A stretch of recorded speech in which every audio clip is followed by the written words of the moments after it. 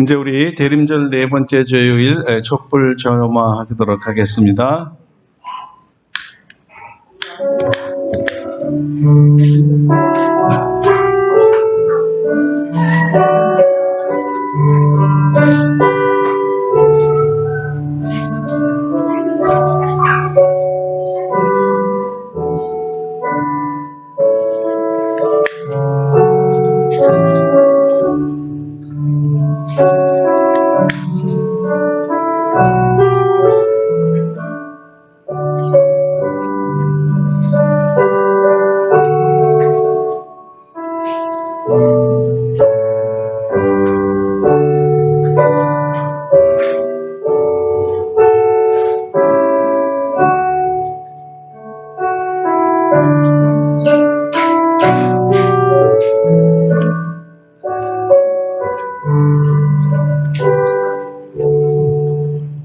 한 번 더 해주세요.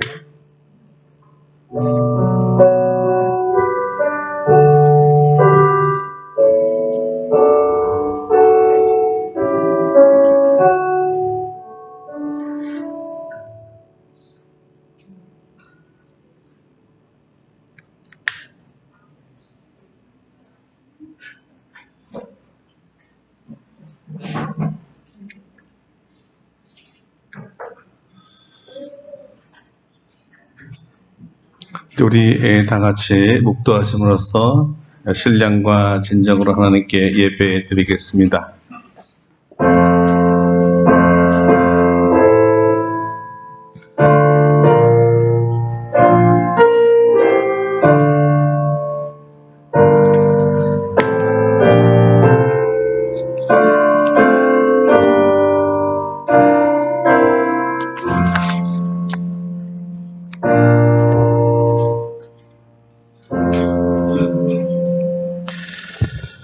베들레헴 에브라다야, 너는 유다 족속 중에 작을지라도 이스라엘을 다스릴 자가 내게서 내게 나올 것이라.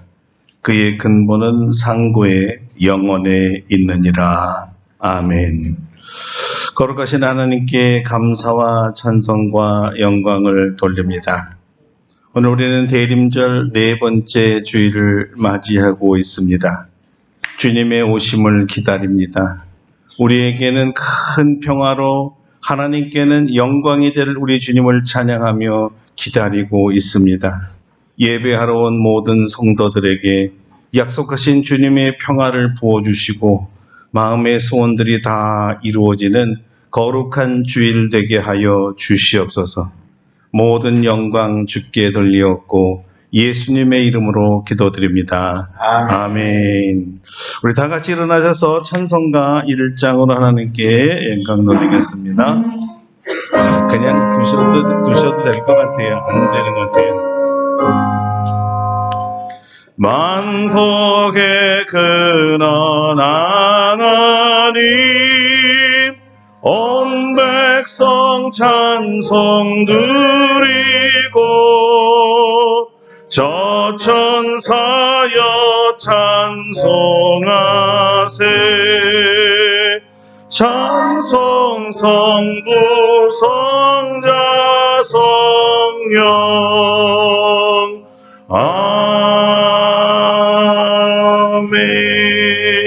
아멘. 예, 성시교독은 교동문 118번 구주강림 네 번째입니다. 주보를 참조하시겠습니다.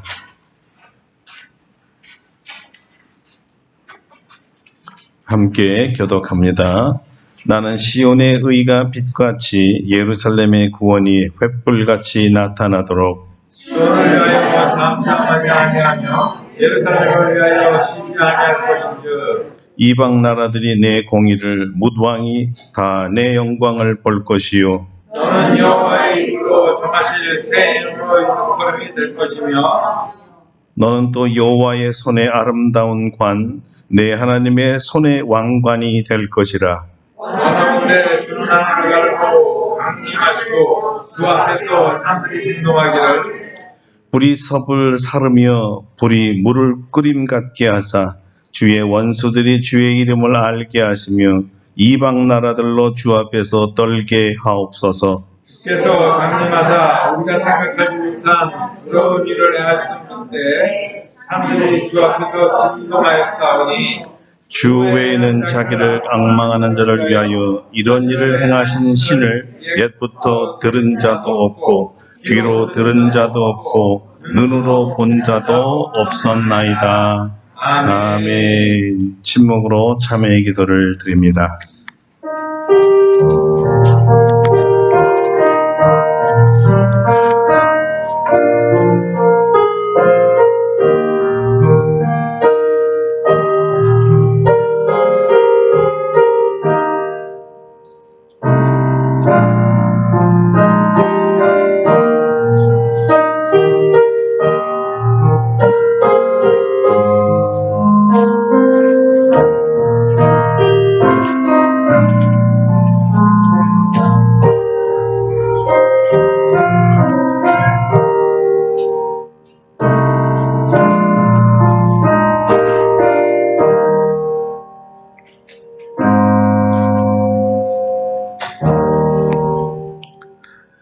우리를 향하신 하나님의 용서의 말씀입니다. 작은 자야, 내 죄사함을 받았느니라. 아멘. 사도신경으로 우리의 신앙을 고백합니다. 나는 전능하신 아버지 하나님, 천지의 창조주를 믿습니다. 나는 그의 유일하신 아들, 우리 주 예수 그리스도를 믿습니다. 그는 성령으로 잉태되어 동정녀 마리아에게서 나시고 본디오 빌라도에게 고난을 받아 십자가에 못 박혀 죽으시고 장사된 지 사흘 만에 죽은 자 가운데서 다시 살아나셨으며 하늘에 오르시어 전능하신 아버지 하나님 우편에 앉아 계시다가 거기로부터 살아있는 자와 죽은 자를 심판하러 오십니다. 나는 성령을 믿으며 거룩한 공교회와 성도의 교제와 죄를 용서받는 것과 몸의 부활과 영생을 믿습니다. 아멘. 예, 우리 다 같이 자리에 앉으셔서 10장 찬송하겠습니다. 10장입니다.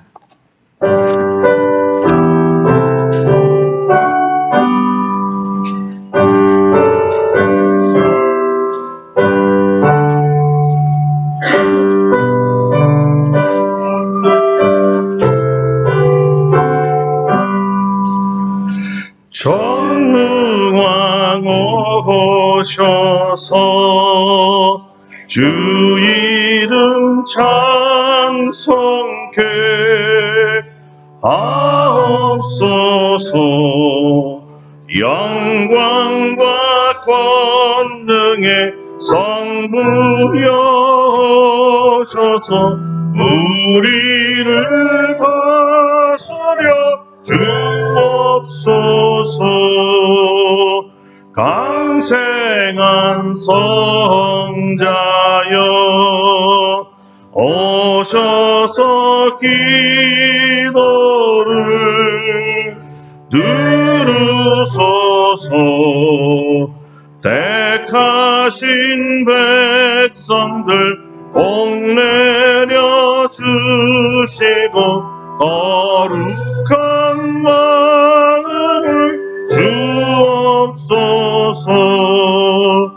위로의 주 성령 오셔서 근중거 주옵소서. 전능한 주시여 각 사람 맘에서 떠나지 마시고 계십소서. 성삼위일체께 한없는 찬송을 드립니다. 존귀한 주님을 영광 중배였고 영원히 모시게 하옵소서.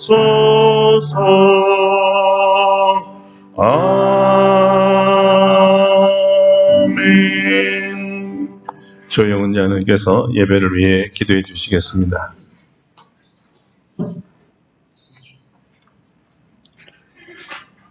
전지전능하신 아버지 하나님, 오늘도 우리들을 사랑하셔서 주일을 거룩하게 지킬 수 있도록 도와주시고 하나님께서 마련해 주신 성전에서 하나님께 예배드릴 수 있도록 인도하여 주시니 감사를 드립니다.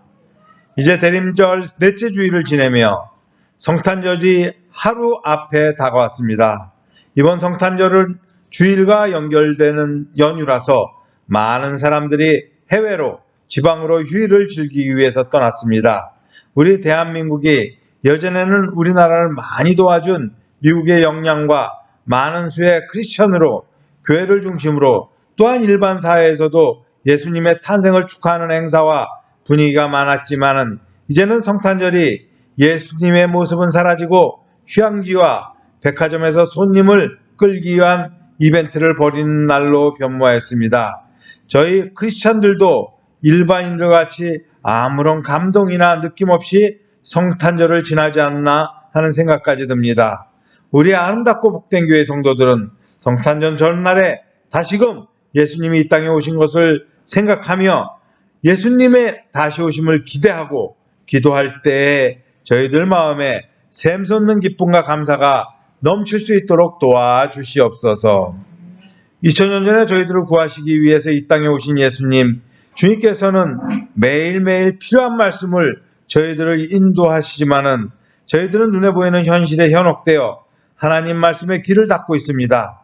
썩 없어질 재물과 명예의 마음을 빼앗기고 하나님의 나라의 의를 구하는 데는 관심이 없었습니다. 주여, 우리들의 어리석음을 불쌍히 여겨주시고 예수님은 우리의 구원자여 가장 친한 친구임을 깨닫고 항상 예수님과 동행하는 삶을 살 수 있도록 도와주시옵소서. 저희들의 믿음 없음과 어리석음에도 주님께서는 우리들을 사랑하여 주셔서 예수 그리스도의 몸된 아름답고 복된 교회에서 신앙생활할 수 있도록 인도하여 주시고 또한 김석태 목사님을 보내주셔서 우리들이 하나님의 생명의 말씀을 듣고 바른 길 갈 수 있도록 인도하여 주시니 감사를 드립니다. 또한 금년에는 하나님의 명령에 따라 우리 교회의 분량대로 국내의 선교를 더욱 활발히 진행할 수 있도록 인도하여 주심도 감사드립니다. 오늘은 지난해 우리 교회가 한 사업을 돌아보며 내년의 사업을 알차게 보낼 수 있기를 계획하는 예산 결산회가 있습니다. 이 일에 참여하는 위원들에게 하나님의 은혜가 충만하여서 하나님이 원하시는 사업을 우리 교회 형편에 잘 맞게 계획할 수 있도록 도와주시옵소서. 또한 지난해에도 우리의 필요할 것을 다 채우신 하나님, 내년에도 우리가 계획하는 모든 사업이 부족함 없이 진행할 수 있도록 모든 성도들의 사업과 생활에 기름 부어 주시옵소서. 이 시간 오직 우리를 구원하려 오신 예수님을 겸손히 바라봅니다. 오늘 단위에 세우신 담임 목사님에게 성령의 두루마기를 던져주시고 하나님의 말씀을 선포하실 때에 능력과 은혜가 충만할 수 있도록 도와주시옵소서.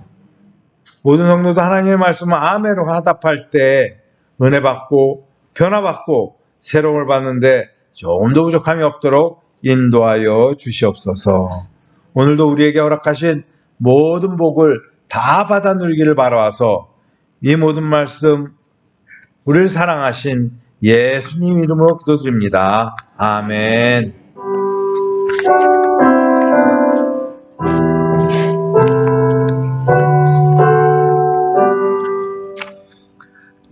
기도 감사합니다. 오늘 우리에게 주신 하나님의 말씀은 신약 성경 누가복음 2장입니다. 신약 성경 누가복음 2장 1절로 7절까지만 보도록 하겠습니다. 이제 누가복음 2장 1절로 7절까지 봉독하겠습니다. 그때 가이사 아구스도가 영을 내려 천하로 다 호족하라 하였으니 이 호족은 구레뇨가 수리아 총독이 되었을 때 처음 한 것이라. 모든 사람이 호족하러 각각 고향으로 돌아가매 요셉도 다윗의 집 족속이므로 갈릴리 나사렛 동네에서 유대를 향하여 베들레헴이라 하는 다윗의 동네로 그 약혼한 마리아와 함께 호족하러 올라가니 마리아가 이미 잉태하였더라. 거기 있을 그때 해산할 날이 차서 첫 아들을 낳아 강보로 싸서 구유에 뉘었으니 이는 여관에 있을 곳이 없음이러라. 아멘. 예, 오늘 이 말씀으로 하나님께서 우리에게 은혜 주실 줄로 믿습니다. 오늘은 구유에서 십자가로라는 제목으로 말씀을 증거하겠습니다. 오늘은 우리 사랑하는 구주 예수님의 재림을 기다리는 네 번째 대림절 주일입니다. 우리 구주 예수 그리스도의 탄생과 다시 오실 주님을 동시에 축하하는 대림절 마지막 주일입니다. 오늘은 예수님께서 태어나신 그 장소에 집중해서 말씀을 증거하겠습니다. 무엇보다도 먼저 예수님께서 태어나신 곳은 베들레헴입니다. 베들레헴은 떡집이란 뜻입니다. 요즘에는 떡집보다는 빵집이라고 그래야 더 잘 어울릴 것 같습니다. 예수님께서 태어난 베들레헴, 그곳에 태어난 것은 결코 우연이 아닙니다. 또는 정치적으로 호구조사 때문에 고향인 베들레헴으로 간 것도 아닙니다. 물론 가이사가 아구스토가 명을 내려서 호구조사차 고향에 내려간 것은 맞습니다. 하지만 이것마저도 하나님의 계획이었고 하나님의 뜻이었습니다. 왜냐하면 오래전 미가 선지자를 통해서 미리 내 아들 이스라엘의 메시아는 베들레헴에서 태어날 것이라고 하나님께서 말씀하셨기 때문입니다. 미가 선지자가 이렇게 전했습니다. 베들레헴 에브라다야, 너는 유다 족속 중에 작을지라도 이스라엘을 다스릴 자가 내게서 내게로 나올 것이라. 그의 근본은 상고의 영원에 있느니라. 이 예언의 말씀의 성취로서 예수님께서 베들레헴에 태어나셨던 것입니다. 하나님의 뜻은 우리가 생각하는 것보다 아주 심오합니다. 왜 하필이면 예루살렘이 아니고 베들레헴일까요? 당시 유대인들은 메시아가 유대인의 왕으로 오신다면 당연히 왕이 사는 예루살렘에서 태어날 것이라고 생각했었습니다. 당시 베들레헴은 예루살렘에서 남서 방향으로 5마일이나 떨어진 위치에 있었고 그것은 아주 산지였고 작은 마을이었어요. 누가 봐도 왕이 태어날 만한 곳은 아니었죠. 그래서 대다수가 군중 심리를 이용해서 성경의 예언보다 이 대다수가 믿는 이 군중 심리를 더 중요하게 생각했었고 엉뚱한 곳에서 엉뚱한 사람을 기다리는 우픈 일이 일어났던 것입니다. 자, 이 대중의 기대와는 달리 예수님은 성경 말씀을 성취하면서 베들레헴에서 태어났습니다. 많은 이유가 있겠지만 왜 베들레헴에서 태어났는가? 그것은 예수님이 생명의 떡이기 때문입니다. 생명의 떡이라 떡집에서 태어난 것은 당연한 거겠죠. 생명의 떡을 나누어 모든 죽은 영혼들을 살리기 위해서 오셨으니까요. 요한은 그의 복음서 요한복음 6장에서 이 사실을 이렇게 밝혀주었습니다. 나는 생명의 떡이니 내게 오는 자는 결코 줄이지 아니할 터요 나를 믿는 자는 영원히 목마르지 아니하리라. 예수님은 생명의 떡이시기 때문에 죽은 사람들에게 생명을 주어 살게 하시기 위해서 오셨고 그 생명은 영원하기 때문에 영생이라고 불렀던 것입니다. 그러니까 주님은 우리에게 영생을 주시기 위한 떡인 셈이죠. 예수님을 믿는 자는 영생을 얻을 것이고 마지막 날에 다시 살 것이라고 직접 예수님께서 말씀하셨습니다. 예수님이 성전도 아니고 왕궁도 아니고 이곳이 서 있는 예루살렘이 아니라 시골 벽지 조그마한 빵집에, 그것도 베들레헴에서 태어난 또 다른 이유가 있지요. 그것은 바로 이스라엘의 왕 다윗이 태어난 고향이기도 했습니다. 예수님과 다윗과 무슨 상관이 있습니까? 있습니다. 이것 또한 성경의 예언의 말씀이기 때문입니다. 이스라엘이 기다렸던 그들의 메시아는 이스라엘의 왕으로 오실 메시아였습니다. 그리고 성경은 그 메시아가 다윗의 후손으로 오신다고 하셨지요.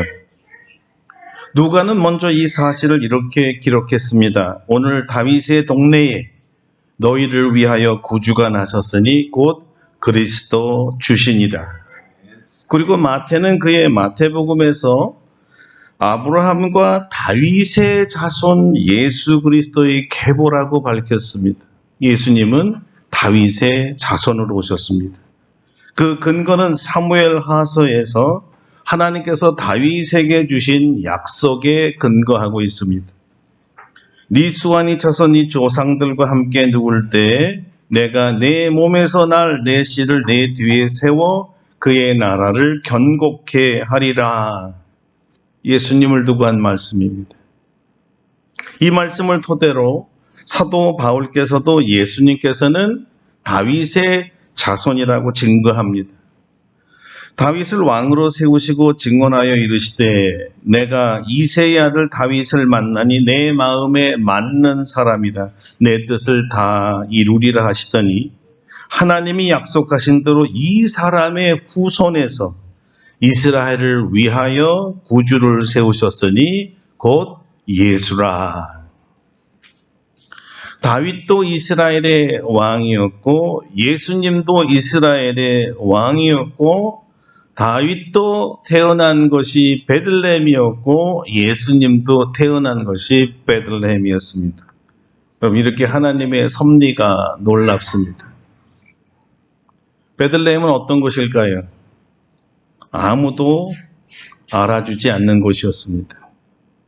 사람들이 무심한 곳이었습니다. 왕이 태어나리라고는 전혀 기대하지도 않았고 믿기도 싫은 그런 곳이었습니다. 이렇게 보면 정말 사람들의 생각과 하나님의 생각이 얼마나 다른가를 우리는 알게 되지요. 예수님이 이렇게 시골 벽천에 양이나 칠 수 있는 것 이외에 다른 어떤 것도 할 수 없는 이 베들레헴에서 태어난 이유는 그의 성품이 겸손하다는 것을 알리기 위한 면도 있습니다. 겸손하셨기 때문에 가장 알아주지 않는 산지, 벽지에서 태어나셨다는 거예요. 나중에 예루살렘에 입성했을 때에도 사람이 단 한 번도 타보지 않았던 나귀 새끼를 타고 가셨죠. 이스라엘 백성들은 그때 이스라엘의 왕이라고 소리쳤고 환호했지만 왕이 지나갈 행렬은 아니었죠. 스스로 선택한 겸손한 왕의 행렬이었으니까요. 왜 그랬겠습니까? 예수님은 사치를 모르는 분이셨기 때문입니다. 실제로는 세상을 창조하신 창조주이기 때문에 세상 모든 것이 다 주님의 것인데 예수님은 자신을 위해서는 그런 보화나 능력과 권세를 전혀 쓰지를 않으셨습니다. 겸손하셨으니까요. 왕은 왕인데 섬김을 받으러 온 왕이 아니라 섬기러 오신 왕이기 때문에 백성을 섬기러 왔다고 해놓고 황금마차 타고 수만 명 호위병 거스리면서 나갈 수는 없지 않겠습니까? 그래 우리 주님은 겸손히 우리를 섬기는 왕으로 오셨습니다. 그래서 스스로도 이렇게 말씀하셨어요. 인자가 온 것은 섬김을 받으려 함이 아니라 도리어 섬기려 하고 자기 목숨을 많은 사람의 대속물로 주려 함이니라. 우리를 섬기기 위해 섬김의 왕으로 태어난 그날이 바로 성탄절, 크리스마스입니다. 이런 걸 생각하면 정말 눈물 나도록 우리 주님 고맙습니다. 주님이 태어나신 것이 그렇게 고마울 수가 없습니다. 왜요? 하나님이시고 왕이시면서 나 같은 죄인을 섬기러 오셨다니요. 몸둘 바를 모르겠다는 말이 바로 이럴 때 쓰는 거 아닐까요? 나를 섬기기 위해서 그냥 음식 대접하는 정도가 아니라요. 자기 목숨을 희생 제물로 내어주다니. 이런 왕, 이런 하나님이 있을까요? 우리가 오히려 예수님을 극진하게 섬겨드려야 되고 높여드려야 하는 거 아닐까요? 자, 이것이 화려한 왕궁이 있고 거룩한 성전이 있는 예루살렘이 아니라 베들레헴에서 태어난 이유였습니다. 자, 이제 우리가 시각을 조금 더 좁혀서 왜 베들레헴에서도 다른 곳이 아닌 짐승들이 돌보고 있는 마국간에 태어나셨는지에 대해서 알아보겠습니다. 예수님께서 마국간에 태어나신 이유가 단지 그날 사관이 없어서 그리 가신 것만은 아닙니다. 늘 겉으로는 어떤 이유가 있어 보이지요. 그러나 실제로 이것 또한 하나님의 섭리 중에 이루어진 일들입니다. 우리 왕 메시아가 겸손한 섬김의 왕이라는 것을 우리가 지금 말했지만, 아니 겸손해도 이렇게 겸손할 필요가 있었을까? 이렇게 태어날 정도는 아닌데 어떻게 이렇게 허접한 곳에 태어났었을까? 마리아가 출산이 임박하여 급히 출산할 곳을 찾았는데요. 어떤 사람도 마리아를 위해서 집과 방을 내어주지 않았습니다.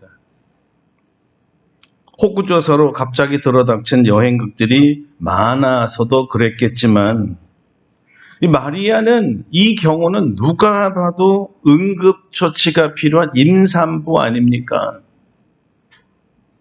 사관에 방이 없으면 마을 사람 중 누구라도 방을 내어줬어야 되는 거 아닐까요? 그러나 그 추운 겨울밤에 누구도 단 한 사람도 요셉과 마리아와 마리아 안에 있는 예수님에게 친절하지 않았습니다. 그나마 누군가 겨우 제공한 것이 짐승들이나 자는 지하 동굴의 마국간이었죠. 여러분, 지하 동굴 마국간은 사람 자는 곳, 사람 음식 먹는 곳 아닙니다. 왜 그럴까요? 현대인들은 상상지도 못할 아주 험악한 곳이고요. 동물들, 오물들이 여기저기 깔려 있고, 동물들 먹이려고 먹이 쌓아놨고요. 그리고 동굴을 밝히기 위해서 횃대나 등잔불 같은 거를 전부 걸어놨기 때문에 그 끄름이 빠지지 못해서 동굴 전체가 시꺼먼 끄름으로 칠해져 있습니다. 여기 여성 여러분, 특별히 출산에 경험이 있는 분들은 다 아실 거예요. 여러분 같으면 어떻게 생각하시겠어요? 여러분 같으면 이런 곳에서 아기를 낳을 수 있겠습니까? 아무도 손을 안 드네요. 그죠?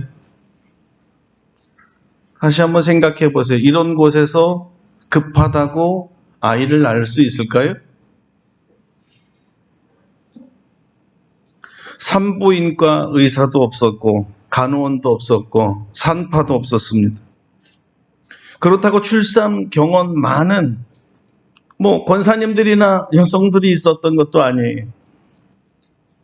출산을 도울 사람은 오직 남편 요셉밖에 없었고요. 동굴 안에 갑자기 출산을 위해서 끓일 물도 장작도 없지 않았겠습니까? 어떻게 애를 낳을 수 있었겠어요? 자, 바로 이렇게 상상하기도 싫은 지하 동굴 마구간에서 우리 메시아 왕, 원래 하나님이셨던 그분이 이렇게 태어나신 겁니다. 그 당시 산모와 아기 아빠 어떻게 생각했을까요? 무슨 생각이 들었을까요? 아니, 우리 예수님은 왜 이렇게까지 태어났어야 했죠? 우리 죄인을 구원하시려면 누군가 철저히 죄인이 받아야 할 그 취급 그리고 형벌을 대신 받아야 했습니다. 여러분, 그것을 대속이라고 하는데요.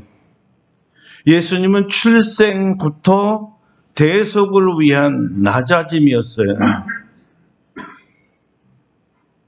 그렇다면 대속과 마국과는 무슨 상관관계가 있을까요? 여기에 성서 기자들이 주목한 그 물건이 다름 아닌 이 강보에 쌓인 아기를 뉘었던 구유였습니다. 구유 아시죠? 여물통이라고도 하죠. 동물 사료를 담아서 주는 먹이통입니다. 깨끗했을까요? 소독이 잘 됐을까요? 갓 낳은 아기를 누일 정도로 따뜻했고 푹신했고 안전했을까요? 자, 이런 질문을 접어두고 가장 중요한 질문입니다. 구유를 무엇으로 만들었을까요? 재질이 뭘까요? 나무죠? 당연히 나무입니다. 예, 예수님은 나무로 만든 구유에서 태어났습니다. 우연이 아닙니다. 놀랍게도 여러분, 예수님이 돌아가실 때에도 나무로 만든 십자가에서 돌아가셨습니다. 구유에서 십자가는 나무에서 나무로 의미합니다. 모든 종착점은 결국 나무 십자가였습니다. 그러니까 구유에 태어난 것은 나무 십자가에 돌아가실 예수님의 죽음에 대한 예시였어요. 이것을 신학적으로 풀어서 설명한 분이 바울 사도였고 이렇게 명확하게 요약해 주었습니다. 그는 근본 하나님의 본체시나 하나님과 동등됨을 취할 것으로 여기지 아니하시고 오히려 자기를 비워 종의 형체를 가지사 사람들과 같이 되셨고 사람의 모양으로 나타나사 자기를 낮추시고 죽기까지 복종하셨으니 곧 십자가에 죽으십니다. 이 모든 계획과 과정이 우리 온 인류의 죄를 구원하기 위해서였습니다. 우리를 죄에서 해방시켜 주시고 자유케 하시고 하나님께서 창조하셨던 그 아름답고 신령한 모습으로 살게 하시기 위해서입니다. 죄로 말미암아 파괴되고 감춰지고 무능해지고 굳어져서 내 안에 있는지 없는지도 모를 그 하나님의 형상을 다시 회복시켜 주시기 위한 것이었습니다. 하나님께서는 각 사람에게 아주 고유하게 그 사람에게만 있는 선물들을 아주 주시는데요. 은사라고도 말할 수 있죠. 예수님께서는 우리 안에 감춰지고 사용되지 못했던 그 은사들을 발견해서 다시 불일듯 일게 하고 그것을 사용하기 위해서 우리 기쁨을 충만하게 만들기 위해서 나무에서 태어나시고 나무에서 죽으셨던 겁니다. 예수님은 우리를 창조하신 창조주이시기 때문에 우리를 창조하셨을 때 우리에게 주셨던 그 좋은 성품들과 은사들로 감사하며 살 것을 보셨는데 그것이 땅속에 묻힌 보화처럼 쓸모없게 지금까지 되어 있는 것을 아주 아프게 생각하고 계십니다. 그래서 누구도 볼 수 없고 인정하지 않는 내 안의 보화를 보시고 그것을 우리로 깨닫게 하도록 도와주시고 그것을 꺼내어서 자기는 물론이지만 다른 사람을 기쁘게 하는데 사용하며 살도록 돕기 위해서 오신 거예요. 마치 미켈란젤로가 다비드상을 조각한 것과 같습니다. 다윗상으로 알려진 이 조각상은요, 이탈리아 피렌체의 아카데미아 미술관에 소장되어 있는데요. 그 크기가 5.5m니까 아마 우리 천장만큼 될 것 같으네요. 크죠. 이 조각상이, 이 아름다운 조각상이 어떻게 세상에 나오게 되었을까요? 누군가의 눈에는 그냥 거대한 그 돌덩어리에 지나지 않았었던 것입니다. 조각되기 전에 말이지요. 그냥 큰 돌이었어요. 그리고 실제 이 돌은요, 누군가에게 맡겨져서 다윗상을 좀 만들어 달라고 부탁했던 것인데 그 사람이 하다가 하도 안 돼가지고 그냥 버려졌고 버려지고 방치된 채 30여 년이 지나버렸습니다. 자, 이 방치된 돌덩어리를 미켈란젤로에게 다시 조각해달라는 부탁을 받은 거죠. 3년 걸려서 만들었습니다. 미켈란젤로의 눈에는요, 큰 돌덩어리, 그냥 대리석이 아니었습니다. 아무 쓸모가 없어서 버려진 그냥 큰 바위가 아니었어요. 미켈란젤로의 눈에는 그 안에 마치 살아 움직일 듯한 다윗의 모습이 있었어요. 그것을 내가 조각해야 되겠다. 그 안에, 돌덩어리 안에 다윗이 숨어 있는 것을 보는 눈을 가졌고 그것을 캐낸 거죠. 그랬더니 지금까지 불후의 명작이 된 거 아닙니까? 바로 이런 겁니다, 여러분. 하나님 눈에는 우리 안에 감춰준 생명력이나 사람들을 감동시킬 만한 은사들이 보이는 거예요. 우리의 눈에는 안 보여요. 예수님은 우리의 눈을 열어서 우리 자신도 몰랐던 내 안에 감춰져 있는 내 보물, 주님이 주셨던 그 보물, 내 안의 능력들을 보게 하고 그것을 사용하게 하십니다. 그래서 자신의 모습을 발견하고 드러낸 사람들이 입에서 담은 이야기들은 주로 이런 단어들의 행복, 만족, 큰 기쁨, 보람, 의미, 정말 살만나네 행복하게 살고 있는 거예요. 자기를 발견한 사람. 자기 안에 보물이 있는 것을 발견한 사람들은 기쁘게 살 수밖에 없지요. 이 모습을 주님이 보고 싶은 겁니다.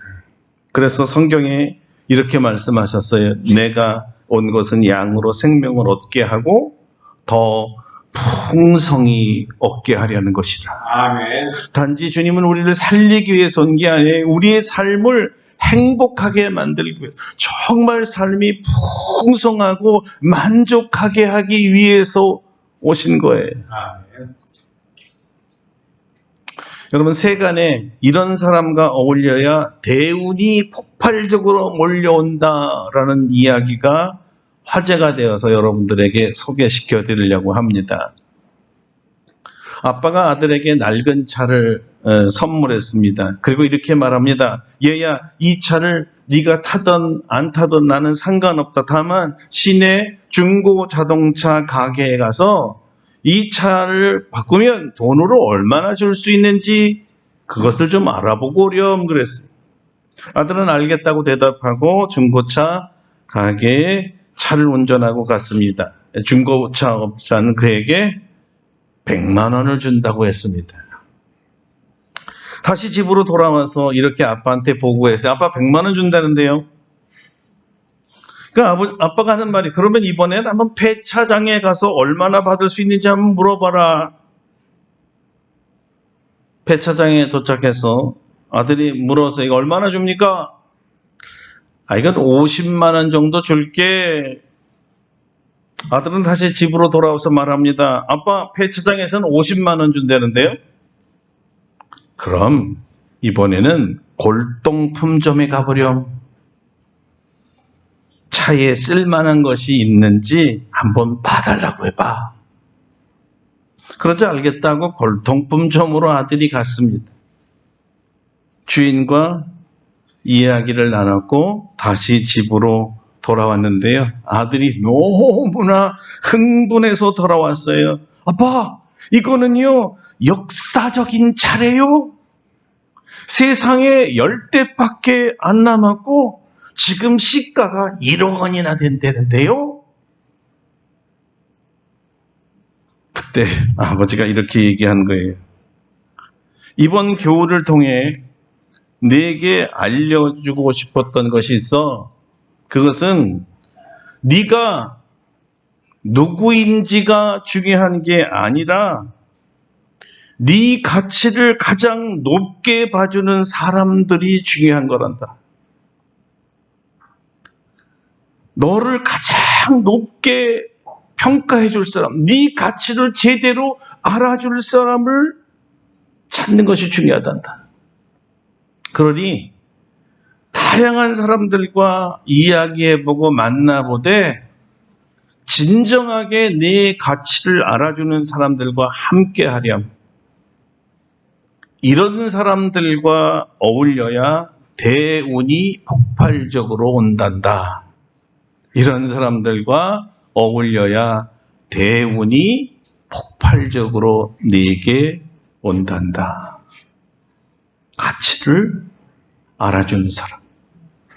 여러분, 우리의 가치를 알아줄 사람이 누굴까요? 누가 나의 진정한 가치를 알아줍니까? 세상에서 여러분들의 진정한 가치를 알아주는 사람이 몇이나 될까요? 있습니까?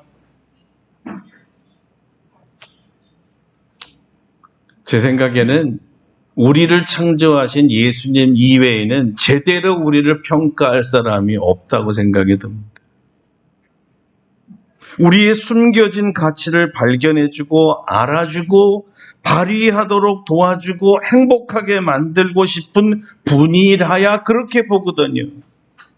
그리고 예수님이 가장 좋아하는 사람이 예수님의 가치를 알아주는 사람이거든요. 자, 예수님도요, 우리가 마치 우리의 가치를 알아주기를 바라듯이 예수님의 가치를 제대로 알아줄 사람을 원해요. 그분은 돈이 없어서 마국간에 말구에서 태어난 사람이 아니라는 것을 제대로 봐주기를 원해요. 그분은 나무에서 태어나 나무에서 죽었지만 창조주 하나님이시고 겸손하신 메시아고 섬김의 왕이시고 우리의 구주시라는 것을 제대로 알아주기를 원해요. 그래서 우리가 그분에 대해서 감사하고 찬양하고 예배하고 예수님을 가장 최고로 알고 최고에 맞게 대우하고 사는 사람이 되기를 원하시는 거예요. 여러분도 그렇지만 누구든지 자기의 가치를 알아주면 정말 그 사람 고맙습니다. 그리고 그 사람과 가까이 하고 싶고요. 친구 되고 싶습니다. 예수님은요, 이렇게 자기를 제대로 알아주라고 하시면서 동시에 예수님을 본받아서 우리 주위의 모든 사람, 가족들을 포함해서 그 사람들에게 주신 하나님의 진짜 보화들을 발견해주고 가치를 높여주기를 원하세요.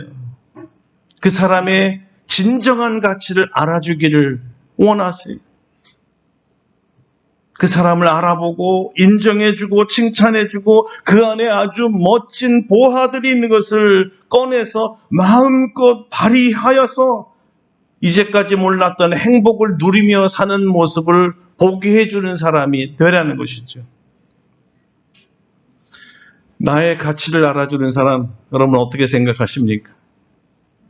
나의 가치. 아첨이 아니고요. 진심이고 진실이고 진정성을 가지고 누군가 안에 감춰진 보화를 발견하도록 도와준다면 그 사람이 얼마나 좋아하고 행복해할까요? 여러분, 이것이 예수님이 이 땅에 오신 목적이고요.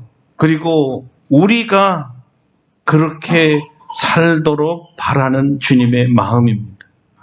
주님은 우리가 그렇게 살기를 원해요. 예수님의 가치도 알아드리고 우리의 모든 주위의 사람들의 가치를 알아주는 사람, 마치 골동품 가게 주인처럼 말입니다. 나무구이와 나무 십자가 둘 다 냄새나는 것입니다. 아주 더럽습니다. 끔찍한 물건입니다. 그래서 그냥 쓸모없고 버려진 나무 토막으로 보는 사람도 있겠지만 그 말구유와 십자가를 나를 구원하기 위해서 오신 예수님이 사용한 도구들로 보는 사람도 있죠. 그렇다면 가장 멋진 구원의 작품들 아닐까요? 그런 눈을 가지고 나무 구유에 태어나시고 나무 십자가에서 죽으신 예수님께 최고의 가치와 영광과 권세를 그리고 존귀를 돌린다면 그 사람이야말로 진정 크리스마스의 의미가 무엇인지를 아는 사람입니다. 그리고 동시에 주님을 최고로 기쁘게 해드릴 사람이고요. 그리고 그런 사람들만이 주위의 모든 사람들을 행복하게 만들어주는 사람입니다. 자, 그런 사람들이 만날 때 이런 인사를 하더라고요. 메리 크리스마스. 옆에 사람에게 인사하겠습니다. 메리 크리스마스. 기도하겠습니다. 메리 크리스마스.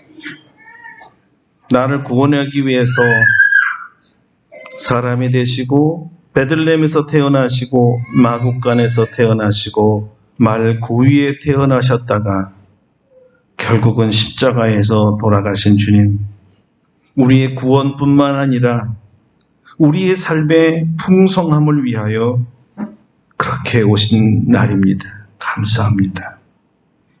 내 안에 감춰진 보화들, 주님이 나를 창조했을 때 주셨던 멋진 은사들과 성품들을 개발해서 알아주고 인정하고 값을 가장 높게 매겨주셔서 살만나게 만들어주시는 분이 주님이십니다.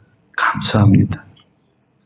우리도 주님을 최고로 알고 우리 이웃들을 최고로 여길 줄 아는 눈을 허락하여 주시옵소서. 오늘부터 이러한 삶을 살면서 날마다 메리 크리스마스가 되게 하여 주시옵소서. 아멘. 예수님의 이름으로 기도드립니다. 아멘. 아멘. 예, 우리 말씀을 생각하면서 찬송가 108장 부르시고 준비하신 예물 주님 앞에 봉헌하도록 하겠습니다. 108장입니다.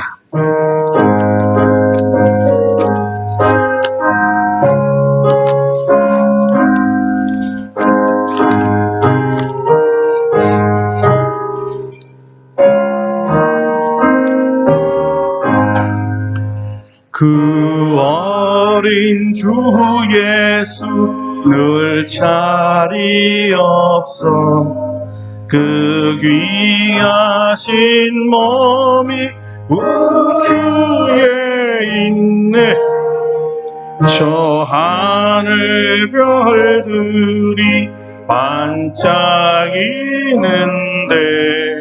그 어린 주 예수 골 위에 차 안에 저 육축 소리에 아기 잠깨나 그 순하신 예수 오시지 않네.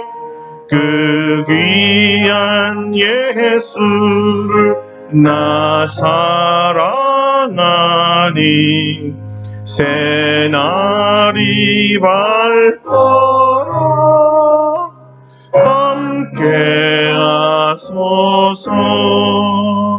주 예수 내 곁에 가까이 계셔 그 한없는 사랑 늘 베푸시고 온 세상 아기들 다 품어주사 주 품 안에 안겨 살게 하소서.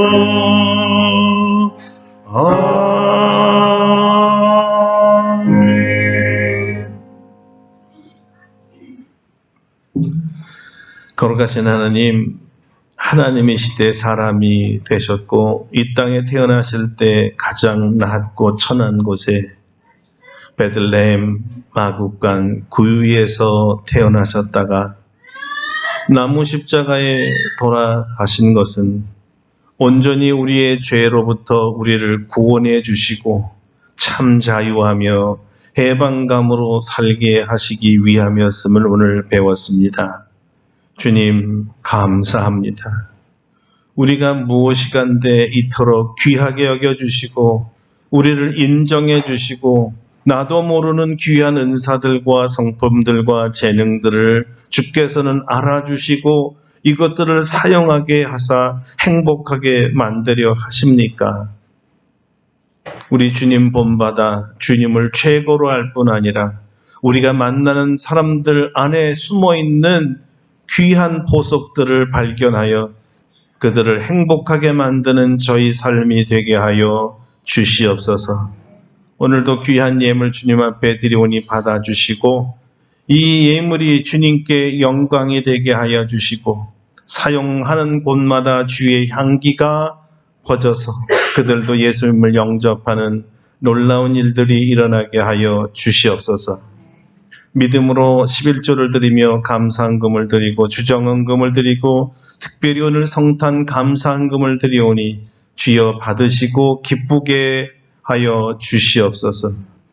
사랑하는 주님, 이 성탄의 메시지를 아직도 예수님을 모르는 모든 이웃들에게 세계 사람들에게 증거할 수 있게 도와주셔서 저들에게도 희망과 기쁨이 충만하고 저들의 입에서 메리 크리스마스가 울려 퍼지도록 역사하여 주시옵소서.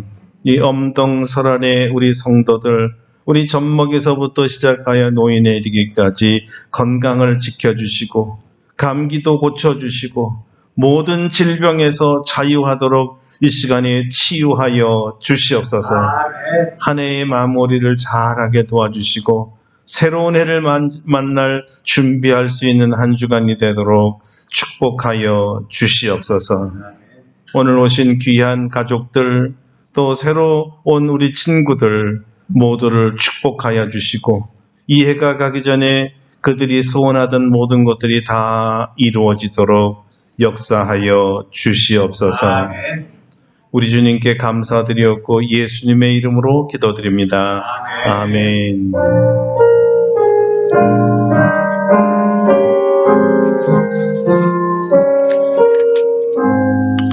이제 다 같이 일어나셔서 찬송가 120장 부르시고 축도하고 예배를 마치겠습니다.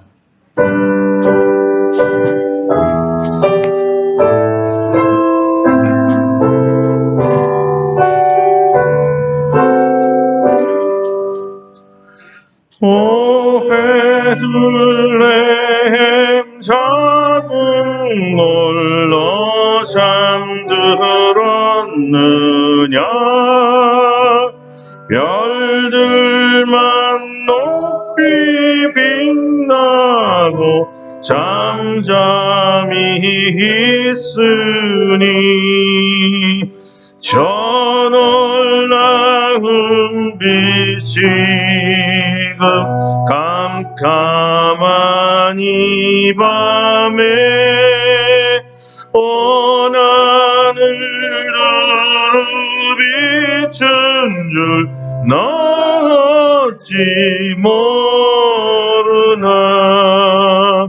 온 세상 모든 사람들 잠자는 동안에 평화의 왕이 세상에 탄생하셨도다. 저 새벽별이 홀로 그 일을 아는 듯 밤새 거지한 그 일을 말없이 지켰네. 오 놀라우신 하나님 큰 선물 주시니 주 믿는 사람 마음에 큰 은혜 받도다. 이 죄악 세상 살아 주 오심 모르나 주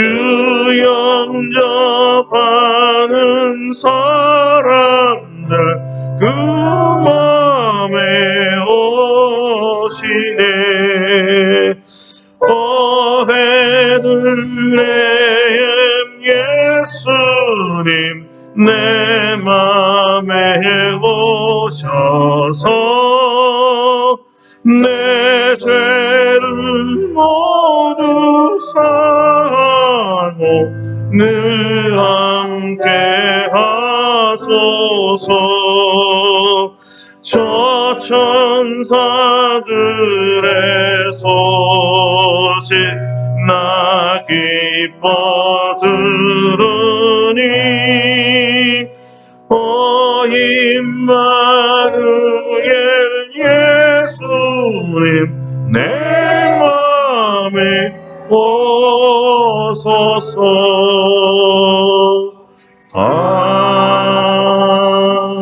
아멘. 이제는 우리 주 예수 그리스도의 은혜와 하나님 아버지의 놀라우신 사랑하심과 성령의 교통하심이 나무 구유에서 태어나 나무 십자가에 죽으시며 우리 모든 죄를 사하시고 우리 안에 감춰져 있는 모든 보화들을 캐내어 발휘하고 사용하고 누리고 행복하도록 만들기 원하시는 그 모든 은혜와 이 눈으로 다른 사람들도 행복하게 만들기를 원하며 나아가는 사랑하는 모든 성도들 심령 위에 그리고 온 세계 크리스찬들 심령 위에 이제로부터 영원토록 함께 하시옵기를 간절히 축원하옵나이다. 아멘. 아멘. 할렐루야. 우리 하나님께 감사와 영광의 박수 드리겠습니다. 자리에 접속하시겠습니다.